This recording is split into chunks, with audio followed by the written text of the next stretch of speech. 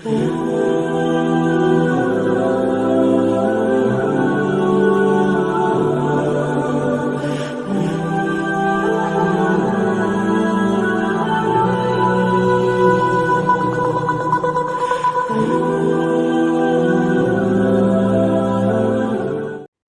باللہ من الشیطان الرجیم، بسم اللہ الرحمن الرحیم۔ سبحان اللہ و بحمدہ عدد خلقہ ورضا نفسہ وزنۃ عرشہ و مداد کلماتہ۔ رب ادخلنی مدخل صدق واخرجنی مخرج صدق واجعل لی من لدنک سلطانا نصیرا۔ یا رب لک الحمد کما ینبغی لجلال وجہک وعظیم سلطانک۔ یا ایھا الذین آمنوا ان تنصروا اللہ ینصرکم ویثبت اقدامکم۔ رب اشرح لی صدری ویسر لی امری واحلل عقدۃ من لسانی یفقہوا قولی۔ ان صلاتي ونسکی ومحیای ومماتی للہ رب العالمین۔ اللہم صل علی محمد وازواجہ وذریتہ کما صلیت علی آل ابراہیم وبارک علی محمد وازواجہ وذریتہ کما بارکت علی آل ابراہیم انک حمید مجید۔ بہت سی دعاؤں کے ساتھ ربینہ اکمل بنت بلقیس غفار آپ تمام حاضرین و سامعین کی خدمت اقدس میں السلام علیکم ورحمۃ اللہ وبرکاتہ عرض کرتی ہے۔ آج ہم سورۃ بقرہ آیت نمبر 40 سے لے کے آیت نمبر 43 تک پارٹ نمبر 26 میں ترجمہ اور تفسیر سننے کی سعادت حاصل کریں گے۔ بسم اللہ الرحمن الرحیم۔ یا بنی اسرائیل اذکروا نعمتی التی انعمت علیکم واوفوا بعہدی اوفی بعہدکم وایای فارہبون۔ وآمنوا بما انزلت مصدقا لما معکم ولا تکونوا اول کافر بہ ولا تشتروا بآیاتی ثمنا قلیلا وایای فاتقون ولا تلبسوا الحق بالباطل وتکتموا الحق وانتم تعلمون۔ وَأَقِیمُوا الصَّلَاةَ وَآتُوا الزَّکَاةَ وَارْکَعُوا مَعَ الرَّاکعِینَ۔ ترجمہ: اے بنی اسرائیل، تم میری وہ نعمت یاد کرو جو میں نے تم پر انعام کی، اور تم میرا عہد پورا کرو، میں تمہارے عہد پورے کروں گا، اور مجھ ہی سے ڈرو اور اس پر ایمان لاؤ جو میں نے نازل کیا ہے، جبکہ وہ اس کتاب کی تصدیق کرنے والا ہے جو تمہارے پاس ہے، اور تم اس کا سب سے پہلے انکار کرنے والے نہ بنو، اور تم میری آیتوں کو تھوڑی قیمت پر نہ بیچو، اور مجھ ہی سے ڈرو، اور حق کو باطل کے ساتھ غلط ملت نہ کرو، اور حق کو باطل کے ساتھ غلط ملت نہ کرو، اور نہ حق کو چھپاؤ، حالانکہ تم جانتے ہو، اور نماز قائم کرو اور زکوٰۃ دو، اور رکوع کرنے والوں کے ساتھ رکوع کرو۔ اب میں اس کا لفظی ترجمہ آپ کے سامنے پیش کروں گی۔ یا بنی اسرائیل، اے بنی اسرائیل، اذکروا، تم یاد کرو، نعمت التی، میری نعمت، وہ جو انعمت، میں نے انعام کی، انعمت، میں نے انعام کی، علیکم، تم پر، واوفوا، اور تم پورا کرو، بعہدی، میرا عہد، اوفی، میں پورا کروں گا، بعہدکم، تمہارے ساتھ کیا ہوا عہد، وایای، اور مجھ ہی سے، فارہبون، بس تم ڈرو، وآمنوا، اور تم ایمان لاؤ، بما، اس پر جو، انزلت، میں نے نازل کیا، مصدقا لما، جبکہ وہ تصدیق کرنے والا ہے اس کتاب کی جو معکم، تمہارے پاس ہے، ولا تکونوا، اور نہ تم بنو، اولا، پہلے، کافر بہ، کفر کرنے والے اس کے ساتھ، ولا تشتروا، اور نہ تم بیچو، بآیاتی، میری آیتوں کو، ثمنا، قیمت، قلیلا، تھوڑی میں، وایای، اور مجھ ہی سے، فاتقون، بس تم ڈرو، ولا تلبسوا، اور نہ غلط ملت کرو،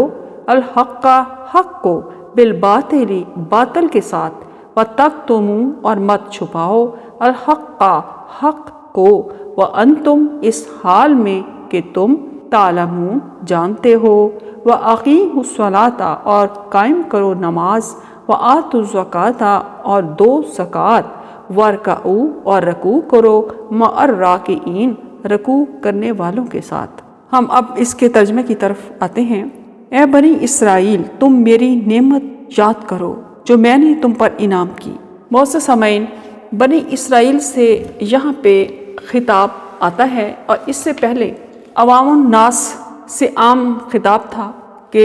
کس طرح انہیں نیکی کا حکم اور بدی سے روکنے کا حکم دیا گیا ہے۔ یہاں پر خطاب عوام الناس کی بجائے بنی اسرائیل کی طرف ہو گیا ہے، جو 14ویں رکوع تک چلتا ہے۔ یہود مدینہ میں بکثرت آباد تھے، چونکہ سیدنا اسحاق علیہ السلام سے لے کر ان میں تقریباً 4000 نبی آ چکے تھے، اس لیے تمام عرب پر ان کے علم و فضل کی دھاک بیٹھی ہوئی تھی۔ ان پر اللہ تعالیٰ نے بے شمار انعامات کیے تھے، مگر کچھ مدت گزرنے پر ان میں بہت سے عیوب پیدا ہو گئے تھے۔ اپنے اس علمی تفوق کی بنا پر اور اس حسد کی بنا پر کہ آنے والا نبی اسحاق علیہ السلام کی اولاد سے نہیں، انہوں نے دعوت اسلام قبول کرنے سے ہی انکار کر دیا۔ اسرائیل کا معنی عبداللہ، اللہ کا بندہ، اور یہ یعقوب علیہ السلام کا لقب تھا، اور بنو اسرائیل سے مراد ان کی اولاد یا یہودی قوم ہے جن کے لیے تورات نازل ہوئی۔ وہ عہد کیا تھا؟ وہ عہد یہ تھا کہ تم تورات کے احکام کے پابند رہو گے، اور میں جو پیغمبر بھیجوں اس پر ایمان لا کر اس کا ساتھ دو گے۔ اور اللہ کا عہد یہ تھا کہ ملک شام تمہارے قبضہ میں رہے گا۔ بنی اسرائیل نے اس اقرار کو قبول تو کر لیا، مگر بعد میں اس پر قائم نہ رہے، بد نیتی کی، رشوت لے کر غلط مسئلے بتائے، حق کو چھپایا، آنے والے نبیوں کی اطاعت کی بجائے ان میں سے بعض کو قتل ہی کر ڈالا اور اپنی ریاست جمائی، اور تورات میں جہاں کہیں رسول اللہ صلی اللہ علیہ وآلہ وسلم کی توصیف تھی اسے بھی بدل ڈالا۔ عقائد، اخبار، انبیاء اور احوال، آخرت تمام الہامی کتابوں میں تقریباً ایک ہی جیسے ہیں۔ فرق صرف یہ ہوتا ہے بعض احکام جو احوال و ظروف کے تقاضوں کے مطابق ہوتا ہے۔ لہٰذا قرآن جب تورات کی تصدیق کر رہا ہے تو اس کے پہلے منکر تم ہی نہ بن جاؤ۔ امی اہل عرب اور تمہاری اولاد تو تمہارے ہی روش پر چلے گی، اس طرح سب کے گناہ کا حصہ تم پر بھی ہوگا۔ اور حدیث میں ہے، سیدنا ابو موسیٰ اشعری رضی اللہ تعالیٰ عنہ کہتے ہیں کہ رسول اللہ صلی اللہ علیہ وآلہ وسلم نے فرمایا، 3 آدمیوں کے لیے دوہرا ثواب ہے۔ ایک تو وہ اہل کتاب جو اپنے پیغمبر پر ایمان لایا، پھر محمد صلی اللہ علیہ وآلہ وسلم پر ایمان لایا۔ دوسرے وہ غلام جو اللہ کا بھی حق ادا کرے اور اپنے مالکوں کا بھی۔ تیسرے وہ شخص جس کے پاس ایک لونڈی ہو جس سے وہ محبت کرتا ہو، اسے اچھی طرح ادب سکھائے، پھر آزاد کر کے اس سے نکاح کر لے تو اس کے لیے دوہرا اجر ہے۔ عمر شبی نے سہیلیہ سے کہا، ہم نے یہ حدیث تمہیں مفت بتا دی ہے، جبکہ لوگ اس سے کم درجہ کی حدیث کے لیے مدینہ جایا کرتے تھے۔ صحیح بخاری کتاب العلم۔ نماز اور زکوٰۃ ہر زمانے میں دین اسلام کے اہم ارکان رہے ہیں، لیکن یہود میں نماز با جماعت کا اہتمام ہی نہیں تھا، اور ان کی نماز میں رکوع بھی نہیں تھا۔ یہود نے نماز ادا کرنا بالکل چھوڑ ہی دیا تھا، اور زکوٰۃ ادا کرنے کی بجائے سود کھانا شروع کر دیا تھا۔ اس آیت میں انہیں تنبیہ کی جا رہی ہے کہ اب تمام امور میں نبی آخر الزماں کی اتباع کرو۔ اس آیت اور اس سے اگلی 3 آیات میں خطاب یہود اور مسلمانوں میں مشترک ہے۔ ہماری شریعت میں بھی نماز با جماعت ادا کرنا بہت فضیلت رکھتا ہے، اور بلا عذر ترک جماعت کبیرہ گناہ ہے۔ سیدنا عبداللہ بن عمر رضی اللہ تعالیٰ عنہ کہتے ہیں کہ آپ صلی اللہ علیہ وآلہ وسلم نے فرمایا، جماعت کی نماز اکیلے شخص کی نماز سے 27 گنا زیادہ فضیلت رکھتی ہے۔ صحیح بخاری کتاب الاذان۔ سیدنا ابو ہریرہ رضی اللہ تعالیٰ عنہ کہتے ہیں کہ آپ صلی اللہ علیہ وآلہ وسلم نے فرمایا، اس ذات کی قسم جس کے ہاتھ میں میری جان ہے، میں نے ارادہ کیا کہ لکڑیاں جمع کرنے کا حکم دوں، پھر نماز کا حکم دوں، اس کے لیے اذان کہی جائے، پھر کسی شخص کو حکم دوں کہ وہ لوگوں کو امامت کرائے، پھر میں جماعت سے پیچھے رہنے والوں کے ہاں جا کر ان کے گھروں کو آگ لگا دوں۔ اس ذات کی قسم جس کے ہاتھ میں میری جان ہے، اگر ان لوگوں کو یہ معلوم ہو کہ انہیں جماعت میں شامل ہونے پر ایک موٹی ہڈی یا 2 اچھے کھر ملیں گے تو عشاء کی نماز میں ضرور آتے۔ صحیح بخاری کتاب الاذان۔ سیدنا ابو ہریرہ رضی اللہ تعالیٰ عنہ فرماتے ہیں کہ رسول اللہ صلی اللہ علیہ وآلہ وسلم نے فرمایا، بھلا دیکھو اگر تم میں سے کسی کے دروازے پر نہر بہتی ہو اور وہ اس میں ہر روز 5 مرتبہ نہائے تو کیا اس کے بدن پر کچھ میل کچیل رہ جائے گا؟ صحابہ نے عرض کیا، نہیں، کچھ میل کچیل باقی نہیں رہے گا۔ آپ نے فرمایا، بس یہی 5 نمازوں کی مثال ہے، اللہ تعالیٰ ان نمازوں کی وجہ سے گناہ معاف کر دیتا ہے۔ سیدنا ابو ہریرہ رضی اللہ تعالیٰ عنہ فرماتے ہیں کہ رسول اللہ صلی اللہ علیہ وآلہ وسلم نے فرمایا کہ ہر نماز اپنے سے پہلی نماز تک کے، جمعہ اپنے سے پہلے جمعہ تک کے اور رمضان اپنے سے پہلے رمضان تک کے گناہوں کا کفارہ ہے، بشرطِ کبیرہ گناہوں سے پرہیز کیا جائے۔ سیدنا عبداللہ بن عمرو عاص رضی اللہ تعالیٰ عنہ کہتے ہیں کہ ایک دن رسول اللہ صلی اللہ علیہ وآلہ وسلم نے نماز کا ذکر کرتے ہوئے فرمایا، جس نے نماز کی حفاظت کی اس کے لیے نماز قیامت کے دن نور، برہان اور نجات کا باعث ہوگی، اور جس نے نماز کی حفاظت نہ کی اس کے لیے اس دن نہ نور ہوگا، نہ برہان اور نہ نجات، اور قیامت کے دن وہ قارون، فرعون، حامان اور ابی بن خلف کے ساتھ ہوگا۔ سیدنا انس بن مالک رضی اللہ تعالیٰ عنہ کہتے ہیں کہ ایک شخص رسول اللہ صلی اللہ علیہ وآلہ وسلم کے پاس آیا اور کہنے لگا، میں نے حد کا ایک گناہ کیا ہے، مجھے حد لگائیے۔ آپ صلی اللہ علیہ وآلہ وسلم نے اس سے کچھ نہیں پوچھا۔ اتنے میں نماز کا وقت آ گیا اور اس نے آپ صلی اللہ علیہ وآلہ وسلم کے ساتھ نماز پڑھی۔ وہ شخص پھر کھڑا ہو کر کہنے لگا، یا رسول اللہ، میں نے ایک حدی گناہ کیا ہے، آپ صلی اللہ علیہ وآلہ وسلم کتاب اللہ کے مطابق مجھے سزا دے۔ آپ صلی اللہ علیہ وآلہ وسلم نے فرمایا، کیا تو نے ہمارے ساتھ نماز نہیں پڑھی؟ وہ کہنے لگا، ہاں پڑھی ہے۔ آپ صلی اللہ علیہ وآلہ وسلم نے فرمایا، تو بس اللہ نے تیرا گناہ اور تیری سزا کو معاف کر دیا ہے۔ صحیح بخاری کتاب المحاربین۔ بعض یہودی علماء اپنے عزیزوں کو جو مسلمان ہو گئے تھے کہتے تھے کہ اسی دین اسلام پر ہی قائم رہو کیونکہ یہ دین برحق ہے، مگر بعض دینی مفادات، دنیاوی مفادات کی بنا پر خود مسلمان نہیں ہوتے تھے۔ تب یہ آیت نازل ہوئی اور یہ حکم سب کے لیے عام ہے۔ اللہ تعالیٰ نے بنی اسرائیل کو اپنے عہد کو یاد دلاتے ہوئے ان آیات میں یہ فرمایا ہے کہ میری ان نعمتوں کو یاد کرو۔ بلا شبہ بنی اسرائیل اولاد یعقوب اللہ تعالیٰ کی بہت ہی پیاری قوم تھی، اور انہوں نے اللہ تعالیٰ کی نعمتوں کا جس بے دردی سے استعمال کیا، انکار کیا، اور اللہ کے کلام میں اپنے مفادات کے مطابق تغیر و تبدل کیا، اور سب سے بڑھ کر یہ کہ رسول اللہ صلی اللہ علیہ وآلہ وسلم جن کی آمد کا ذکر توریت میں وہ پاتے تھے اس کا انکار کیا، تو اللہ تعالیٰ ان سے ناراض ہو گیا، اور اللہ تعالیٰ نے یہاں پہ ان کو یہ یاد دلایا ہے کہ تم نے مجھ سے عہد کیا تھا، اور وہ عہد کیا تھا ہم اس کو جانتے ہیں۔ سورۃ مائدہ میں آیت نمبر 12 میں پارہ نمبر 6 میں ارشاد ہوتا ہے، بسم اللہ الرحمن الرحیم۔ ترجمہ ہے، اور بے شک اللہ نے بنی اسرائیل سے عہد لیا تھا اور ہم نے ان میں سے 12 سردار مقرر کیے تھے، اور اللہ نے کہا، بے شک میں تمہارے ساتھ ہوں اگر تم نماز قائم کرو گے اور زکوٰۃ ادا کرو گے اور میرے رسولوں پر ایمان لاؤ گے اور ان کی مدد کرتے رہو گے اور اللہ کو اچھا قرض دو گے تو میں ضرور تم سے تمہاری برائیاں دور کر دوں گا، اور ضرور تمہیں ایسے باغوں میں داخل کروں گا جن کے نیچے نہریں بہتی ہیں۔ پھر اس کے بعد جس نے کفر کیا تو یقیناً وہ سیدھی راہ سے بھٹک گیا۔ چنانچہ ان کے اپنا عہد توڑنے کی وجہ سے ہم نے ان پر لعنت، یعنی یہود کو توریت میں یہ حکم دیا گیا تھا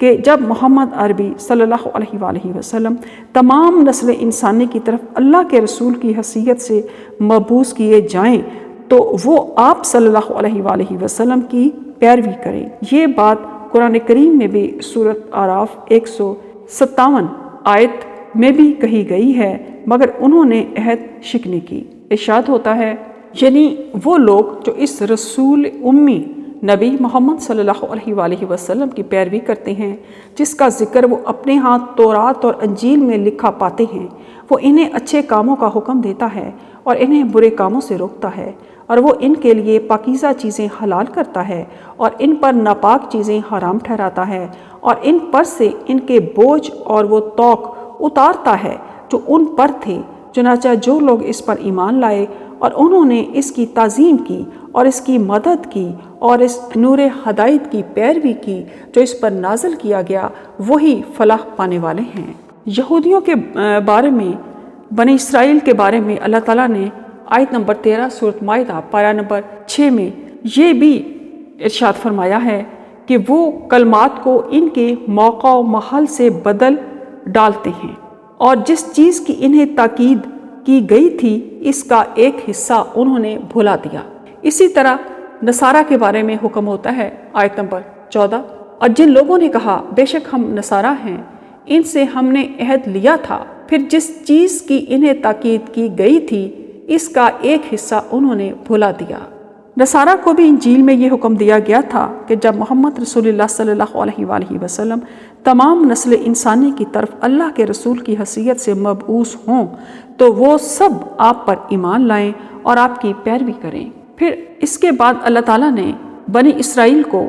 ان کا وہ عہد یاد دلاتے ہوئے آیت نمبر 15 سورۃ مائدہ میں ارشاد فرمایا، ترجمہ ہے، اے اہل کتاب، تمہارے پاس ہمارا رسول آ گیا ہے، وہ تمہارے لیے اللہ کی کتاب کی بہت سی ایسی باتیں ظاہر کرتا ہے جنہیں تم چھپاتے تھے، اور بہت سی باتوں سے درگزر کرتا ہے۔ یقیناً تمہارے پاس اللہ کی طرف سے روشنی اور واضح کرنے والی کتاب آ گئی ہے، جس کے ذریعے سے اللہ اس شخص کو سلامتی کی راہ دکھاتا ہے جو اللہ کی رضا کی پیروی کرنا چاہتا ہے، اور انہیں اپنے حکم سے اندھیروں سے روشنی کی طرف نکال لاتا ہے اور سیدھے راستے کی طرف ان کی رہنمائی کرتا ہے۔ معزز حاضرین و سامعین، جب اللہ تعالیٰ نے ان لوگوں کو ڈرایا کہ تم اس آخری نبی پر ایمان لاؤ، تو وہ کہتے تھے کہ یہ تو امی لوگوں کے لیے ہے، اور یہ تو امی نبی ہے، یہ تو صرف انہی عرب کے بدوؤں کے لیے آیا ہے، یہ سب لوگوں کے لیے نہیں آیا۔ تو ہم تو بہت لاڈلی قوم ہیں اور ہماری طرف تو ہزاروں نبی بھیجے گئے ہیں، تو ہماری طرف یہ امی نبی کیسے آ سکتا ہے؟ حالانکہ اصل بات یہ تھی کہ وہ یہ چاہتے تھے کہ یہ آخری نبی حضرت اسحاق علیہ السلام کی نسل سے آنا چاہیے، لیکن اللہ تعالیٰ جو چاہتا ہے کرتا ہے۔ تو ان کو جب یہ پتہ چلا کہ یہ بنی اسماعیل علیہ السلام سے نبی ہیں، تو انہوں نے ایسے بہانے کرنے شروع کر دیے، جبکہ تورات میں ان کے واضح احکام بھی تھے۔ اس سلسلے میں بہت سی احادیث ہیں جو یہ واضح کرتی ہیں کہ وہ جانتے تھے، بلکہ اپنے بیٹوں کی طرح پہچانتے تھے کہ یہ وہی نبی ہیں، مگر وہ مانتے نہیں تھے، ایمان نہیں لاتے تھے۔ اسی بات کو قرآن پاک نے اس طرح بیان کیا ہے، سورۃ مائدہ آیت نمبر 19، اے اہل کتاب، تمہارے پاس ہمارا رسول آ گیا ہے جو رسولوں کے وقفے کے بعد تمہارے لیے باتیں کھول کر بیان کرتا ہے، تاکہ تم یہ نہ کہو کہ ہمارے پاس تو کوئی خوشخبری دینے والا اور کوئی ڈرانے والا نہیں آیا، بس یقیناً تمہارے پاس خوشخبری دینے والا اور ڈرانے والا آ گیا ہے، اور اللہ ہر چیز پر خوب قادر ہے۔ آیت نمبر 20 میں فرمایا گیا، اور جب موسیٰ نے اپنی قوم سے کہا، اے میری قوم، اللہ کی وہ نعمت یاد کرو جو اس نے تم پر کی، جب اس نے تم میں سے نبی بنائے اور تمہیں بادشاہ بنایا اور تمہیں وہ کچھ دیا جو ساری دنیا میں کسی کو نہیں دیا تھا۔ ان آیات میں جہاں بنی اسرائیل کو ان کی نعمتوں کو یاد دلایا گیا ہے، اور باقی وہ باتیں جو وہ اپنی مرضی سے دنیا کے فائدے حاصل کرنے کے لیے کیا کرتے تھے اور نبیوں کی وہ تعظیم نہیں کرتے تھے، اور اللہ کے احکام کو نظر انداز کرتے ہوئے اپنی مرضی کے حکم لگاتے تھے اور باتوں کو مڑوڑ کر پیش کرتے تھے، اور چاہتے تھے کہ لوگوں کو صرف وہی سمجھ آئے جو وہ چاہتے ہیں، وہ سمجھ نہ آئے جو اللہ کی کتاب میں اللہ تعالیٰ نے وہی فرمایا ہے۔ تو آج ہم دیکھتے ہیں معزز سامعین کہ ہم میں بھی ایسے کئی افراد ہوتے ہیں جو کہ وہ تمام احکام جن میں سب سے زیادہ نماز کا حکم ہے، وہ اپنی مرضی سے، ان کا دل چاہے تو وہ جماعت میں جا کر نماز ادا کرتے ہیں، دل نہ چاہے تو وہ بغیر کسی شرعی عذر کے گھر میں نماز مرد حضرات پڑھ لیتے ہیں، جبکہ عورتوں کے لیے افضل تو گھر میں نماز پڑھنا ہی ہے، لیکن مردوں کے لیے یہ بات افضل نہیں۔ لیکن اگر عورت اور مرد زیادہ تعداد میں کسی گھر میں ہوں تو